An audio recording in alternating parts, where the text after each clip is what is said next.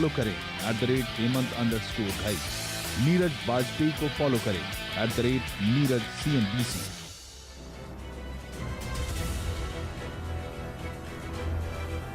स्वागत है आपका। आप देख रहे हैं आखिरी सौदा। मैं हूं प्रदीप पंड्या और मेरे साथ शैल जी भी जुड़ चुके हैं। Shail ji, good afternoon.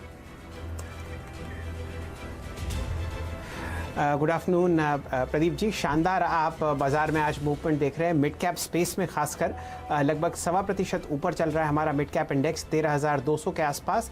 Nifty में हल्का सा जो आपने ऊपरी स्तर देखा था 100 पॉइंट के आसपास जो शुरुआती तेजी थी वो अब आपको हल्की होती दिख जा रही है। बैंक निफ्टी आपके सामने लगभग 68 अंक ऊपर है। लेकिन देखते हैं कहां कहां निफ्टी में आपको तेजी आती हुई दिख रही है।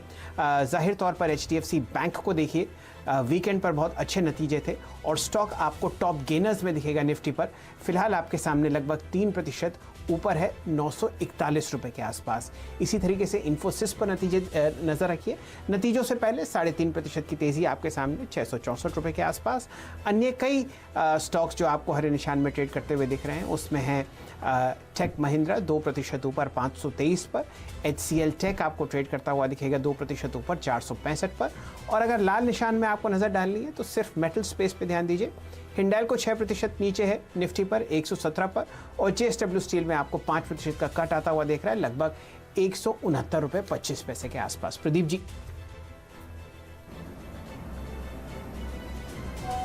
बिल्कुल। तो आज ये बाजार में अगर आप देखें, इंडेक्स भले ही थोड़ा बहुत ठंडे हो रहे हो लेकिन उसका असर पूरे बाजार के मूड पे कहीं से भी नहीं है।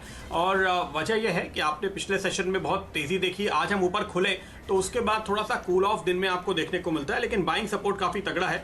ऐसे में आपको क्या करना चाहिए, आज भी हम आपको ढेरों शानदार ट्रेडिंग कॉल्स देने ही वाले हैं। हमारे साथ हमारे एक्सपर्ट्स जुड़ेंगे। अल्पेश फूरिया देंगे ट्रेड एट 2, राहुल शाह लेकर आएंगे ट्रेड एट 230 और किरण जाधव देंगे ट्रेड एट 3। गौरांग शाह हमारे साथ जुड़ेंगे बाजार पर एक फंडामेंटल कॉल लेने के लिए। इसके अलावा पंड्या का फंडा होगा आपके लिए करीब 2:30 बजे और कल का खिलाड़ी आज 3 बजे लेकर आएंगे। और मोटा भाई आज डीलिंग रूम चेक के साथ जुड़ने वाले हैं। नतीजों पर हमारी नजर बनी हुई है, खास तौर पे ACC, ICICI, प्रू और हाँ इन्फोसिस भी। इन सभी पर होगी बात, लेकिन चलिए शुरुआत करते हैं ट्रेड एट 2 के साथ। अल्पेश जी बताइए क्या है आपका ट्रेड? जी हाँ, देखिए खरीदारी की राय देखिए पिछले काफी 1 से 2 हफ्ते से हम लगातार इस मार्केट के अंदर बुलिश है। और यहाँ पे मेरा ध्यान आज जो स्टॉक्स के अंदर है मैं उसकी प्राइस बता दूं। करीबन ये पहले मैंने जब दिया था तब 1170 दी, वहां से बढ़ के अभी 1225 के पास में ये स्टॉक आ गया है। लेकिन मुझे लगता है कि अभी भी इस स्टॉक के अंदर बहुत दम है, बहुत बड़ी तेजी आने वाले दिनों में स्टॉक में देखने को मिल सकती है। स्टॉक का नाम है ईसब। अब देखिए स्टॉक्स का जो ब्रेकआउट है वो आज 200 दिन के डीमा के ऊपर ये स्टॉक चलना शुरू हुआ है। और मुझे लगता है कि जो मैंने पहले टारगेट दिए थे करीबन 1280 और 1320 का, मुझे लगता है कि ये तो आजकल में अचीव हो जाएंगे। लेकिन मुझे लगता है कि आने वाले दिनों में अब ये स्टॉक आउट परफॉर्म करेगा मार्केट के ऊपर। और जिस तरह से वॉल्यूम में बढ़ोतरी हो रही है, जिस तरह इजाफा हो रहा है और एक हाइट ऑफ हायर बॉटम की फॉर्मेशन बनी है, मुझे लगता है डेफिनेटली एक अच्छा खासा बेट मिलेगा। अब जो आपका स्टॉप लॉस रहेगा वो 1170 के नीचे का होगा, जो आपका ट्रेडिंग स्टॉप लॉस रहेगा।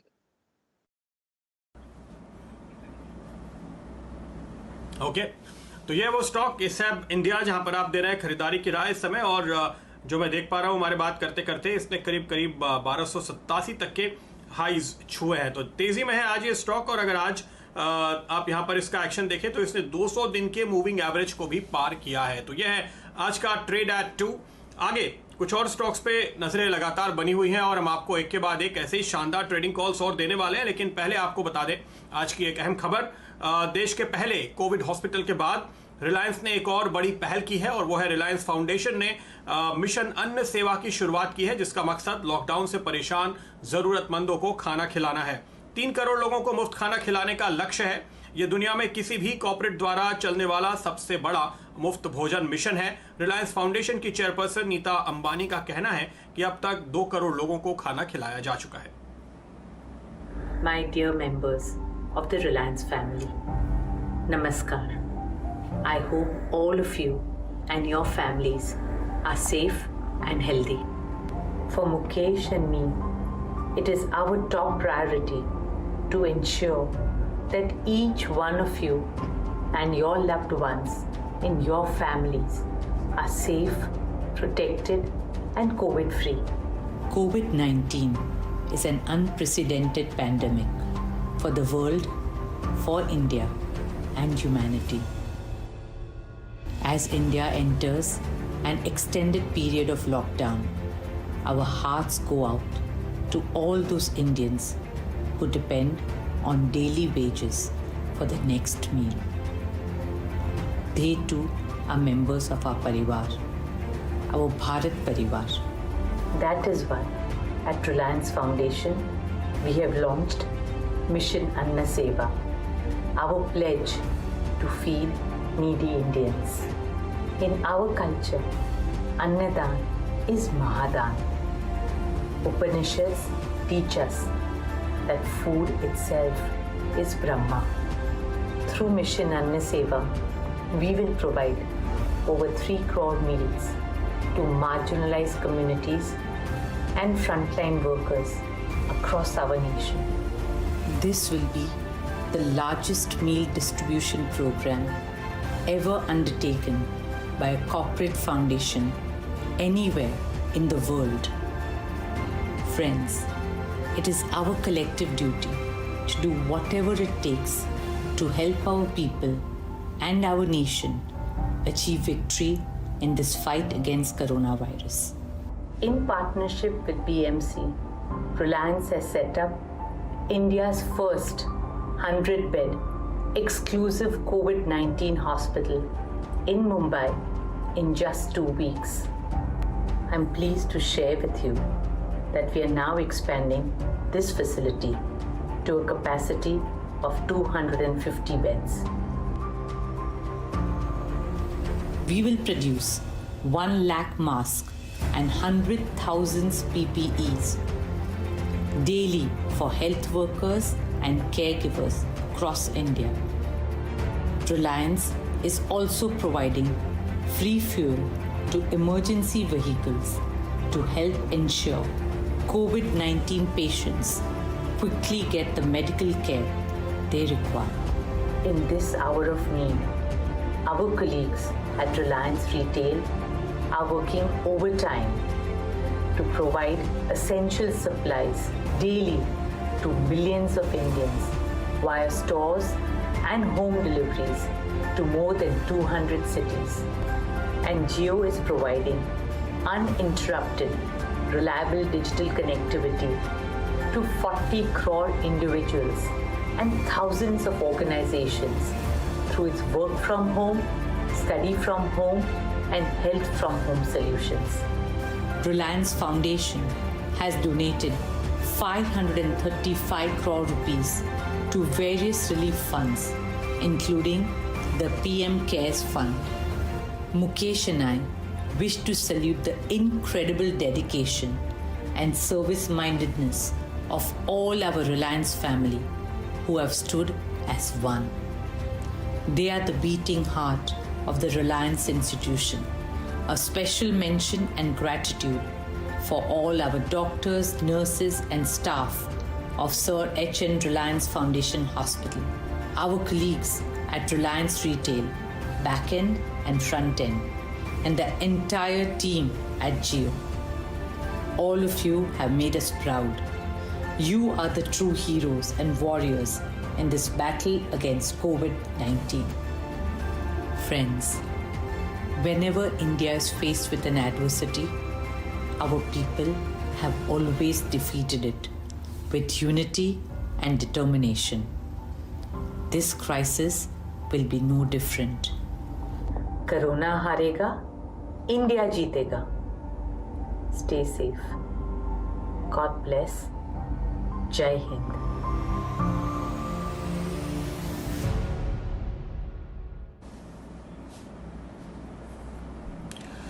तो कोविड की इस महामारी के मुकाबले के लिए सभी लोग साथ में काम करते हुए और ये एक बड़ी पहल देश की सबसे बड़ी कंपनी से जुड़े हुए रिलायंस फाउंडेशन की ओर से आती हुई आपके सामने।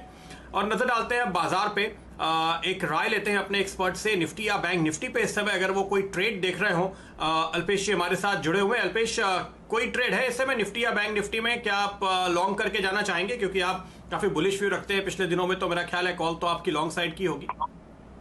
जी हाँ, देखिए प्रदीप, बिल्कुल सही कहा आपने। और मैं समझता हूँ, मैंने पहले भी कहा था कि मई का पहला या दूसरा वीक है जब तक ये रैली चलेगी, और मैं अभी भी बहुत ही लोअर टारगेट से मेरे टारगेट्स तो यहाँ से बहुत काफी कुछ हाई है और मुझे लगता है कि अच्छी खासी रैली यहाँ से चलने को मिलेगी। देखिए पिछले हफ्ते हमने एक बाई कहा था 9240 के ऊपर, तो अब जैसे ये 9240 के ऊपर है, यहाँ से आपको कोई भी गिरावट आती है that will provide strong buying opportunity. मैं समझता हूँ 9000-9020 spot level that will provide very strong support. और ऑन द अपसाइड में जो टारगेट्स बनते हैं 9460 और 9680 इस तक के टारगेट्स बनते हैं। अब प्रदीप एक स्टॉक में इसके साथ में ऐड करना चाहूंगा, क्योंकि मिड कैप और स्मॉल कैप स्टॉक्स के अंदर जिस तरह से बढ़त देखने को मिली है, ये स्टॉक करीबन 75 के पास में मैंने अभी देखा था। स्टॉक का नाम है BEL।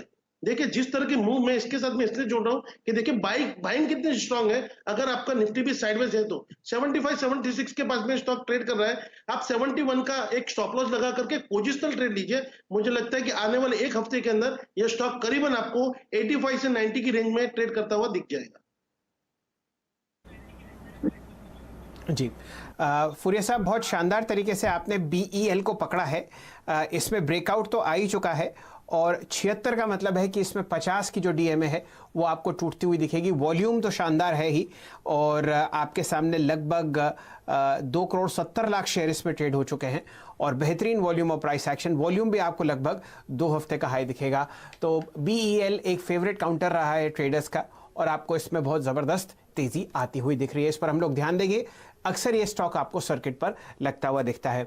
एक थीम जो बहुत शानदार तरीके से आपको आज बाजार में दिखेगी वो है PSU बैंक्स की। और अगर आप PSU इंडेक्स ही देखें निफ्टी का तो ये आज का टॉप गेनर है और इसमें आपको लगभग 4-4.25% की तेज़ी आती हुई दिखेगी 1376 के आसपास। और 4-5 दिन के साइडवेज ट्रेंड के बाद आज निफ्टी PSU बैंक बहुत अच्छी तरीके से आपको एक ब्रेकआउट करता हुआ दिखाएगा। कौन कौन से ऐसे स्टॉक्स हैं जहां पर आपको चर्चा होती हुई दिखेगी लॉन्ग साइड पर? आप देखिए सेंट्रल बैंक ऑफ इंडिया आपको दिन के उच्चतम लेवल पर दिखेगा। साथ ही साथ JK बैंक को देखिए, यहाँ पर भी आपको 20% तेज़ी दिखेगी। और ये स्टॉक्स हैं जो सुबह से ही आपको बहुत अच्छी तरीके से वॉल्यूम और प्राइस के साथ एक ब्रेकआउट आता हुआ दिखा रहे हैं। लेकिन कौन से ऐसे स्टॉक्स हैं जहाँ पर आपको अभी हल्की सी मूवमेंट आती हुई दिख रही बाकी है?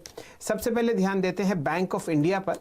यहाँ पर आपको लगभग 36 रुपए का प्राइस आता हुआ दिख रहा है और ये स्टॉक आपके सामने फिलहाल ट्रेड करेगा बहुत शानदार वॉल्यूम्स के साथ। सबसे पहले बैंक ऑफ इंडिया की तरफ नजर डालते हैं। फुरिया साहब, आपकी राय इस स्टॉक पर 36 रुपए का प्राइस आपके सामने है।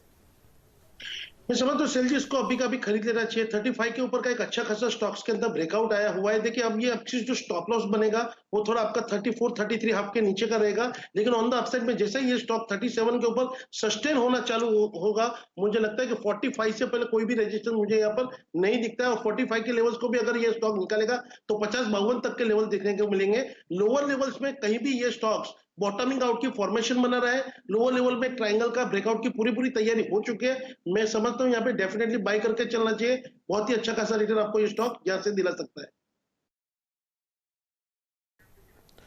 प्रदीप जी, आपको लाते हैं कॉन्वर्सेशन में। ऐसा क्या हो रहा है इन स्टॉक्स में जहां पर आज एक इतना शानदार ब्रेकआउट और वॉल्यूम एक्शन आपको देखने को मिल रहा है? कोई भी आप PSU स्टॉक उठा लीजिए बैंकिंग क्षेत्र में, वहां पर आपको शानदार रैली आती हुई दिख रही है। 2-3 नाम मैंने पहले लिए और अब आप देखिए बैंक ऑफ इंडिया में हमने हाई देखा था लगभग 80 का। स्टॉक 36 रुपये 60 पैसे के आसपास ट्रेड कर रहा है। वॉल्यूम आपके सामने लगभग 66 लाख शेयर हो चुके हैं। कोई इसमें कारण जो RBI के फेरबदल हुए हैं पिछले हफ्ते, शायद उस वजह से रैली आई हो? हाँ जी हाँ, देखिए शैल जी, सबसे पहली बात तो यह है कि जहाँ प्राइवेट सेक्टर बैंक्स में हमने सेलेक्टिवली बाइंग देखी, PSU बैंक्स बिल्कुल चले नहीं थे, तो अब वहाँ पर आपको एक जाहिर तौर पे कैचअप रैली देखने को मिल रही है। लेकिन 2 बातें हैं जो RBI ने कदम उठाए उससे सामने आती हुई। एक तो इनको जो मोरेटोरियम का फायदा मिलेगा, NPA डिक्लेयर नहीं करने होंगे, तो इफेक्टिवली 60 दिन के ही NPA बाहर आएंगे। उस लिहाज से आपको इस क्वार्टर में एक रिलीफ अक्रॉस द बोर्ड देखने को मिलेगी। तो ये एक फैक्टर आप देख सकते हैं। पिछले कुछ क्वार्टर्स के दौरान ऑलरेडी हमने थोड़ी सी रफ्तार वहाँ कम होते हुए देखी थी। लेकिन इसके साथ साथ जो एक और अहम ड्राइवर मुझे यहाँ पे दिखाई देता है वो है दरअसल बॉन्ड यील्ड्स का, क्योंकि यील्ड्स में हम नरमी आते हुए देख रहे हैं और जो एक संकेत हमें मिल रहे हैं कि शुक्रवार के दिन जो सरकारी बॉन्ड्स का ऑक्शन हुआ उसमें 4 गुना बोलियां लगी। ये थोड़ा सा सरप्राइजिंग था क्योंकि मार्केट ये मान के चल रहा था कि बहुत ज़्यादा बिडिंग नहीं होगी, बहुत डिमांड नहीं आएगी।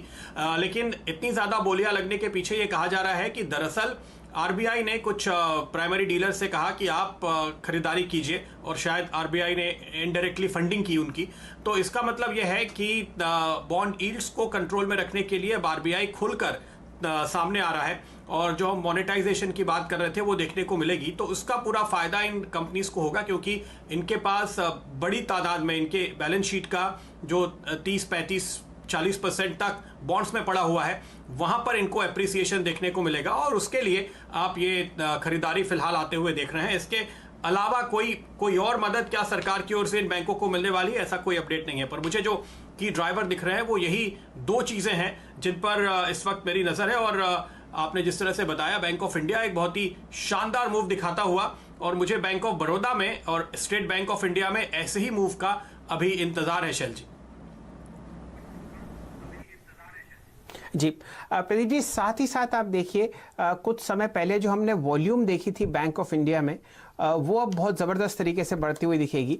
आपके सामने जो प्राइस और वॉल्यूम फिलहाल बैंक ऑफ इंडिया में आता हुआ दिख रहा है, वो आपको दिख रहा है 7.8 करोड़ शेयर ट्रेड हो चुके हैं, जो कि 20 दिन की एवरेज 1 करोड़ 70 लाख से लगभग 7-8 गुना ज़्यादा हैं। तो ये वॉल्यूम और प्राइस एक्शन आपको बहुत अच्छी तरीके से दिख रहा है। डायरेक्टर साहब, इस पर एक ब्रेकआउट की मोहर लगाइए, और साथ ही साथ एक दो और स्टॉक्स पे स्पेस में ध्यान देते हैं। कैनरा बैंक देखिए 93 रुपये 50 पैसे चल रहा है, और वॉल्यूम जो आप फिलहाल देख रहे हैं लगभग 1 करोड़ 83 लाख शेयर, वो कल के वॉल्यूम से ऑलरेडी ऊपर है, और 20 दिन के वॉल्यूम से 80% ज़्यादा है। एग्जैक्टली वही हाल जो आप bank of India, union bank, UCO bank और खासकर JNK बैंक में देख रहे हैं, वही आपको कैनरा बैंक में आता हुआ दिख रहा है। तो पोस्ट मर्जर ये जो 4 बैंक्स बने हैं बड़े, वहां पर आपको आज बहुत बेहतरीन वॉल्यूम और प्राइस एक्शन आता हुआ दिख रहा है। आपकी राय फूरिया साहब, कैनरा बैंक पर फिलहाल 93 रुपये 60 पैसे का प्राइस है, और वॉल्यूम है लगभग 1 करोड़ 84 लाख शेयर। 87 का स्टॉप लॉस लगा करके आप इसे अभी के अभी बाय कर सकते हैं। ऑन द अपसाइड जैसे ये 95 के ऊपर निकलना शुरू हो जाएगा, वॉल्यूम में आप देखिए इजाफा आपको डेफिनेटली देखने को मिलेगा, पार्टिसिपेंट बढ़ जाएगा। पहला पड़ाव, पहली मूव, जो पहला टारगेट बनेगा वो करीबन 105 का है। 105 को निकालते इसने जो बैरिज गैप जो छोड़ा है 115 तक का, उसको ये फिल करने की पूरी चेष्टा करेगा। तो मैं समझता हूँ जब तक ये स्टॉक 87 के नीचे नहीं जाता है, डेफिनेटली आपको स्टॉक के अंदर बाय करके चलना चाहिए। चलिए, ये राय आपको मिल रही है कैनरा बैंक पर। इस पे 10% का सर्किट है मेरे ख्याल से इनिशियल, लगभग 95 रुपए के आसपास। तो देखते हैं ये उसको लगाता ही नहीं लगाता। लेकिन बैंक ऑफ इंडिया में आपने शानदार रैली देखी है, और साथ ही साथ पूरे PSU बास्केट बैंकिंग में आपको बहुत अच्छी तरीके से चहकता हुआ दिखेगा। प्रदीप जी बताइए, आपको और देखने को क्या मिल रहा है? जी हाँ, तो बहुत ही शानदार मूव इन सरकारी बैंकों में, और इस पे नजरें बनाए रखेंगे। मुझे पूरा भरोसा है कि अगले 1-1.5 घंटे में हम और कुछ बैंक्स में भी ब्रेकआउट देखेंगे। हालांकि अब इनकी तादाद कम हो गई है मर्जर्स की वजह से। हमारे कई फेवरेट स्टॉक्स हुआ करते थे जो अब नहीं है, दूसरे बैंकों में मर्ज हो चुके हैं, लेकिन इन पे नजर है। पर चलिए मैं आपको बताता हूं मेरा आज का पंड्या का फंडा स्टॉक।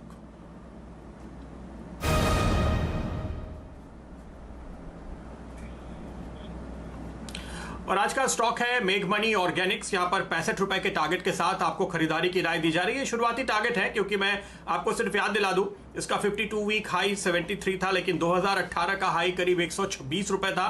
तो यहां पर अभी आपको तेजी शुरू होती हुई दरअसल नजर आ रही है।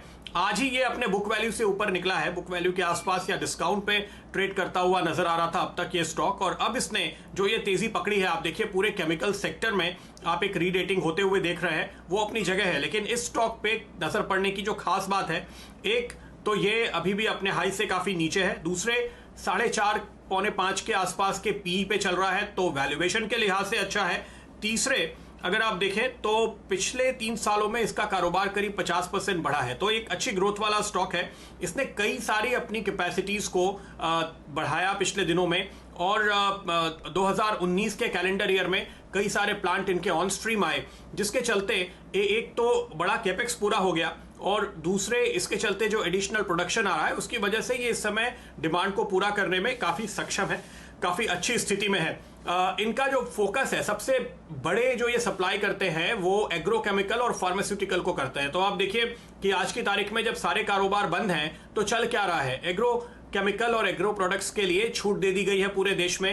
आज से उसको और थोड़ा बढ़ाया जा रहा है। और दूसरे फार्मा तो हम देख ही रहे हैं कि एक ऐसा सेक्टर है जो जबरदस्त डिमांड में है और वहां तो एक आप नई तेजी बनते हुए देख रहे हैं।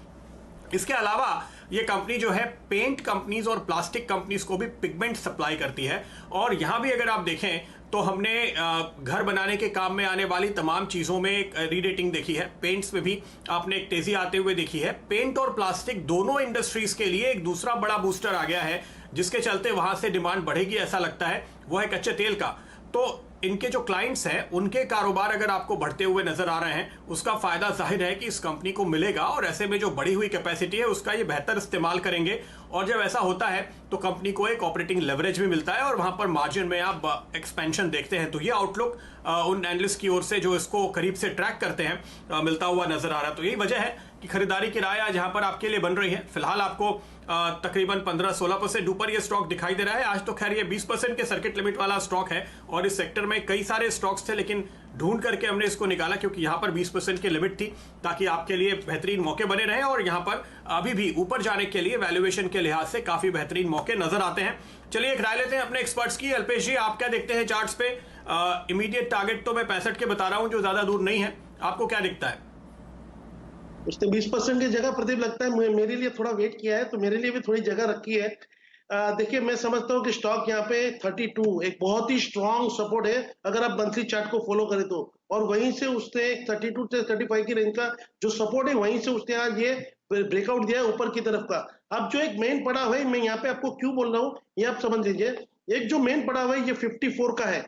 जैसे ये स्टॉक्स 54 के ऊपर कंसिस्टेंट ब्रेकआउट देकर के चलना शुरू करेगा, क्लोजिंग देना शुरू करेगा, आप देखिए इसके अंदर पार्टिसिपेंट्स अपने आप बढ़ते जाएंगे। और जो मिनिमम टारगेट आ रहा है प्रदीप, यहां से मैं पोजीशन की बात कर रहा हूं, वो करीबन आ रहा है पहले 68 और उसके बाद में 75 तक के भी लेवल्स यहां पर स्टॉक के अंदर आपको देखने को मिल सकते हैं। आप उसकी मंथली कैंडल को देखेंगे तो इतने बड़े करेक्शन के बाद में ये पूरे मंथ में अभी जो कंडीशन है ये प्योरली एक मोरोबुजू की है। ये इटसेल्फ दिखा रही है इतनी बड़ी बॉडी में कि आपको जो लोअर लेवल्स में इसमें काफी कुछ बाइंग हुई है और डेफिनेटली आते आते दिनों में ये स्टॉक्स मार्केट को आउट परफॉर्म कर सकता है, शायद से सेक्टर को भी आउट परफॉर्म कर सकता है, क्योंकि स्टॉक्स बहुत ही छोटा सा है, लेकिन मुझे लगता है कि रिटर्न बहुत बड़े आपको यहां से दे करके जाएगा। बिल्कुल, तो आप कह रहे हैं 54 के ऊपर डिसाइसिव ब्रेकआउट होगा, तो हम देखेंगे उसके ऊपर आपको ये स्टॉक टिकता और क्लोज होता हुआ आज नजर आए। इस स्टॉक पे अगर आप वॉल्यूम्स देखें, देखिए बहुत ही अच्छा खासा लिक्विड स्टॉक है, यहाँ पर काफी तगड़े वॉल्यूम होते हैं। आज आप यहाँ पर करीब 47 लाख शेयर्स का वॉल्यूम देख रहे हैं, जो कि इसके पहले दिसंबर में देखा गया था। तो इस साल का 2020 के कैलेंडर का सबसे हाईएस्ट वॉल्यूम, और उसके साथ इस शेयर ने आज ही एक दिन में 50 दिन और 200 दिन के मूविंग एवरेजेस को पार किया है। तो ये एक रफ इंडिकेटर्स जो मैं देख पा रहा हूं उन पर मेरी नजर है और उस पर मैंने आपको ये राय दी। तो चलिए, मेक मनी ऑर्गेनिक्स है आज का स्टॉक किस वक्त जिस पर आपकी नजर होनी चाहिए। किरण जाधव भी हमारे साथ जुड़ चुके हैं, डायरेक्टर साहब बता रहे हैं किरण जी आपकी नजर हो इस स्टॉक पे, तो आप बताइए आपके टारगेट्स क्या बनते हैं? नहीं, राहुल शाह साहब माफ कीजिए हमारे साथ जुड़े हुए हैं। राहुल, आप नजर रखते हैं क्या? नहीं, मैं मेक मनी ऑर्गेनिक्स में मैं ट्रैक नहीं करता हूं, तो मैं आपको कुछ इसके बारे में कुछ नहीं बता पाऊंगा। बिल्कुल, तो आपकी नजर ज्यादातर वायदा कारोबार वाले स्टॉक्स पर होती है, इसलिए आप कह रहे हैं ये बात ठीक है। चलिए बात करते हैं उन शेयरों की जहां पर इस समय अच्छी खरीदारी देखने को मिल रही है, बड़े दिग्गज स्टॉक्स वायदा कारोबार के लिहाज से। और जिस स्टॉक पर इस समय मेरी नजर है वो है टाटा मोटर्स। राहुल, इसमें आप देखिए सुबह टाटा मोटर्स डीवीआर में अच्छी खरीदारी दिख रही थी और अब आपको टाटा मोटर्स में आज जो कैश मार्केट के आंकड़े मैं देख पा रहा हूं, करीब 70% वॉल्यूम ज्यादा है यहां पर जो औसत वॉल्यूम होता है उसके मुकाबले में, और ये स्टॉक 6% की तेजी दिखा रहा है। एक लॉन्ग करके जाएंगे आप? डेफिनेटली प्रदीप जी, इसको लॉन्ग करके जाऊंगा। मैंने देखा है कि लास्ट एंटायर वीक में हमने देखा कि ऑटो स्टॉक्स ने अच्छी खासी बढ़ोतरी देखी नहीं लोअर लेवल्स पे, तो टाटा मोटर्स मेरे ख्याल से आज अच्छे खासे लॉन्ग बिल्टअप भी देखने को मिला है। और आपने राइटली पॉइंट आउट किया कि उसके अंदर अच्छे वॉल्यूम्स भी देखने को मिले हैं। तो मैं मानता हूँ कि नियर टर्म में नियर टर्म स्टॉप लॉस 79 से हिसाब से लॉन्ग किया जा सकता है। रिस्क टू रिवॉर्ड काफ़ी फेवरेबल हो सकता है। मुझे लगता है पहला टारगेट 86 तक का ये लक्ष्य आ सकता है टाटा मोटर्स के अंदर। ओके हालांकि ये जो आंकड़े आपके सामने आ रहे हैं ग्रुप होलसेल बिक्री के, बाजार को मोटे तौर पे इसका अंदाजा था, इसलिए इस खबर से इमीडिएट रिएक्शन आप नहीं देखेंगे जो गिरावट आ रही है, लेकिन दरअसल आप यहाँ पे खरीदारी होते हुए देख रहे हैं। इस समय की जो तस्वीर आप देख पा रहे हैं बाजार में, इस बीच 9300 के लेवल निफ्टी ने फिर से पार कर लिए हैं। बैंक निफ्टी करीब 200-250 पॉइंट की तेजी के साथ ट्रेड करता हुआ नजर आ रहा है। एक राय कुछ दिग्गज स्टॉक्स पे ले लेते हैं, और एक और दिग्गज स्टॉक जो मुझे इस समय नजर आ रहा है वो है दरअसल इन्फोसिस, और साथ साथ इनफैक्ट सारे के सारे आईटी दिग्गजों में आप एक काफी अच्छी खरीदारी आते हुए देख रहे हैं। अल्पेश जी, इन्फोसिस नतीजों के पहले जबरदस्त तेजी दिखा रहा है, वॉल्यूम औसत के आसपास है, हालांकि क्या कॉल देंगे आप, क्या एक पोजीशन लेके जानी चाहिए? ठीक है प्रदीप, मैं समझ तो 630 के ऊपर इन्फोसिस पॉजिटिव है। जितना अपने आपको मेंटेन करेगा, सस्टेन करेगा, यहाँ पे आपको देखने को मिलेगी। जो एक पहला पड़ाव है, जो पहला रेजिस्टेंस है स्टॉक को, वो करीबन 675 से 680 की रेंज में है। लेकिन जैसे ही स्टॉक इस रेंज को निकालेगा, ऑन द अपसाइड में ये स्टॉक करीबन 695 से लेकर 720 तक की मूव देने के लिए तैयार हो जाएगा। तो यहाँ पे मैं समझता हूँ कि 630 का स्टॉप लॉस रख के एक बारी के लिए आप इन्फोसिस में बाय कॉल दे सकते हैं। और अगर आपकी इजाजत हो, मुझे एक हेवी स्टॉक के अंदर बाय कॉल देना है। एक और हेवी वेट जो आपकी नजर में है, बताइए। जी हाँ, देखिए काफी 150 का हमने आपको लास्ट टाइम भी टारगेट दिया था, वो टारगेट हमको अचीव होते हुए दिखा था। मैंने लास्ट टाइम भी कहा था कि 1150 इतना तक जब तक आता है, ये that will provide very strong support. और पिछले हफ्ते में देखिए 1148 की लो बना करके अब ये स्टॉक 1250 के पास में आ गया है। मैं समझता हूँ अब ये 1250 का ब्रेकआउट देने के लिए स्टॉक तैयार हो चुका है। तो मैं यहाँ पे कहूंगा कि ट्रेडिंग के लिए अब ये एक बहुत ही अच्छा सा ट्रेड बन रहा है कि आप करंट लेवल पे बाय करिए, 1200 के नीचे का स्टॉप लॉस लगाइए। मुझे लगता है पहला टारगेट बनेगा 1300, और उसको निकाल के स्टॉक 1350 तक चला जाएगा। जी, बहुत शानदार फूरिया साहब, आपने स्टॉक पकड़ा है। हम लोग अभी इंटरनली चर्चा कर रहे थे कि बिल्कुल एक ब्रेकआउट तैयार है RIL पर। 1250 के आसपास आपको ये कैश मार्केट्स में दिख ही रहा है, और बिल्कुल अपने 200 DMA से जो बिल्कुल 1300 रुपए के आसपास है, उस तरफ अग्रसर है। तो एक तो इस पर ब्रेकआउट की मोहर लगाते हैं, और अगर प्रदीप जी की इजाज़त हो तो इसको बनाते हैं बाजार का बादशाह। और दो और स्टॉक्स जहां पर आपको बहुत अच्छी तरीके से तेजी आती हुई दिख रही है, HDFC बैंक नतीजों के बाद उसको बनाते हैं रफ्तार का घोड़ा, और इन्फोसिस को नतीजों से पहले बनाएंगे हम निफ्टी का नवाब। तो ये बहुत ज़बरदस्त तरीके से तीनों दिग्गज स्टॉक्स जो निफ्टी के बहुत ही मजबूत स्तंभ हैं, वहां पर आपको बहुत अच्छी तेजी आती हुई दिख रही है। निफ्टी 62 पॉइंट ऊपर है। जब हम लोगों ने ये शो शुरू किया था तो आपके सामने सिर्फ 7 अंकों की तेजी थी। इसी तरीके से बैंक निफ्टी को देखिए, 1.3% ऊपर 272 अंकों की बढ़त के साथ 20,950 के आसपास। तो इन्फोसिस 4% ऊपर, 4 बजे आज नतीजे आएंगे। HDFC बैंक वीकेंड पर उन्होंने शानदार, और अब आपको RIL में तेजी और बढ़ती हुई दिखेगी। राहुल शाह साहब हैं हमारे साथ। राहुल जी, अगर आप रिलायंस इंडस्ट्रीज पर 1253 प्राइस और स्टॉप लॉस से लॉन्ग किया जा सकता है। 1290 फर्स्ट टारगेट इजीली अचीव हो सकता है, और सेकंड 1320 तक ये स्टॉक जाने की गुंजाइश रखता है।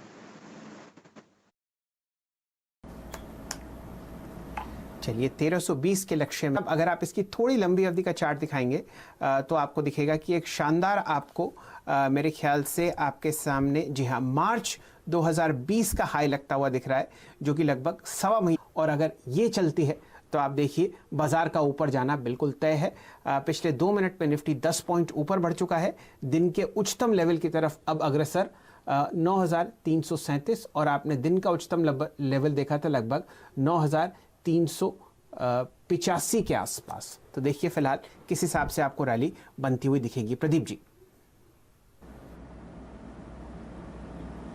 बिल्कुल, तो ये कॉल आपके लिए रिलायंस पर आते हुए, और HDFC बैंक एक और स्टॉक जिस पर अभी शैल जी आपने बात की, दर्शकों को याद दिला दें कि शुक्रवार के 900-905 के दायरे में थे, तो वहां से आज आपने 40-45 रुपए के मुनाफे पर बैठे हैं। अल्पेश, ये बताइए, वो पोजीशन क्या बुक करेंगे या अभी होल्ड करेंगे? ये पोजीशन को आपको होल्ड करके चलना चाहिए, थोड़ी जल्दबाजी नहीं करनी चाहिए। शायद से मार्जिन सुधरती हुई नजर आई होगी, तो एनालिस्ट जो अंदाजा लगा रहे हैं उससे आपको थोड़ा और बेहतर नतीजा दिखे। तो मेरा मानना है कि अभी जो नेक्स्ट बैरियर है 950 है, उसके ऊपर मैं बहुत एग्रेसिवली जाके बाय करने की सलाह दूंगा। अभी एक्यूमुलेशन जोन है करंट लेवल से करीबन वो स्टॉक है जिसने दरअसल आज सबसे ज्यादा कंट्रीब्यूट किया है बाजार को ऊपर जाने के लिए। तो आप देखिए 350 पॉइंट ऊपर बैंक निफ्टी है और 4.5% ऊपर HDFC बैंक है। शानदार नतीजे इसने पेश किए।